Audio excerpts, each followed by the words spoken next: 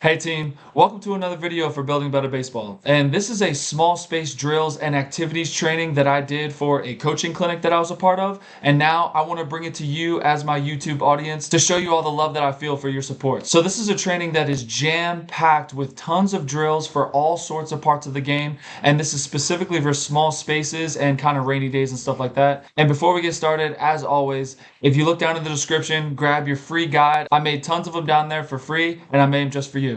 So this is part 4, and part 4 has to do with base running drills.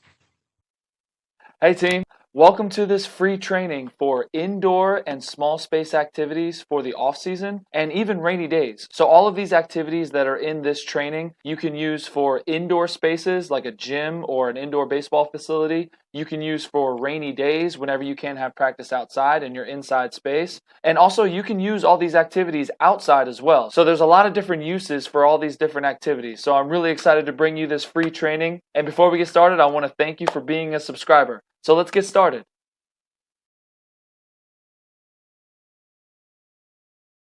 So now we're moving on to base running drills and activities. The first one is running to first after a hit. And there's a few things you could do with this drill. You could practice beating out an infield ground ball, breaking down and looking right, because they want to look right to see for an overthrow in order to advance to second. So that's something you could practice.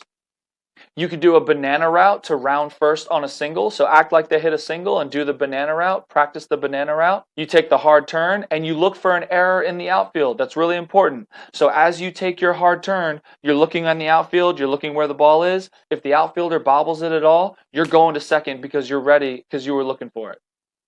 The next one is running a hard double. So basically you're doing the banana route and you're not slowing down one bit because you know it's a double. You're going straight to second.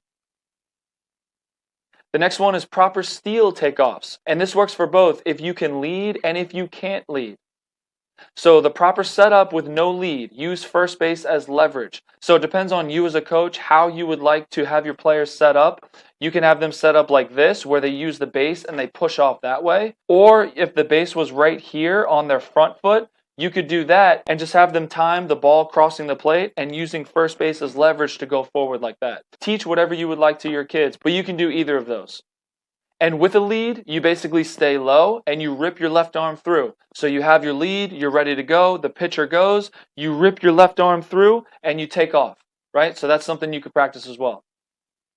You keep your ears open and listen for coaches, but you keep your eyes on second base. So that's something you could practice. You could be a third base coach and the drill is for the players to listen. If you tell them fly ball, go back, they have to listen and they have to go back. Or if you want them to come three because there's an error in the outfield, they have to listen for that and they have to pick you up and then they round second and they come to third.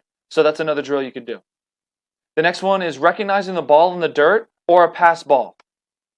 You can either use your voice cues or actually pitch the ball to a catcher. So basically you're the pitcher and the runner's job is to recognize a pass ball or a ball in the dirt so they can take off. This is something to take advantage of when you're in your games because any pass ball or ball in the dirt, you can advance to that next base. For this drill, you can have your runners go from their primary lead to their secondary lead, and then that's when the drill starts. That's when they take off. The next one is tagging up. So the proper mechanics to tag up at a base. So for second and third base, you can go over the proper mechanics to tag up. And all coaches are different. You can teach your own style. Some coaches like to tell the player when to go. Some coaches like the player to go on their own. Whatever your style is, you can teach that. And a little bonus, you can even have a cue word to do a fake tag to try and draw a throw. Because if you draw a throw and there's an overthrow, there's a free base right there, right? So you can even practice doing a fake tag up. The next one is proper lead mechanics.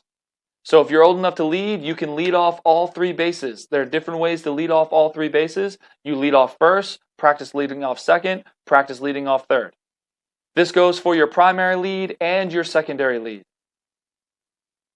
The next one is pickoffs with pitchers. So this one works on both things, pitchers pickoffs and leading at the base and practicing recognizing a pitcher picking off to the base. You could practice at all three bases. So practice first, second, and third base, the pitchers picking off to all three bases, and the base runners leading off and recognizing those pickoffs. You can incorporate a secondary lead and stealing. So if a pitcher goes home, you can incorporate stealing that base. The next one is sliding. So this is not for everyone, and it's especially hard to do indoors because you don't want to slide on a hard gym floor, right? But if you have the opportunity to have a soft surface or some sort of sliding mat that you can do, another idea is to do some sliding practice. And like I said, if you have a mat or a soft surface, this is another idea.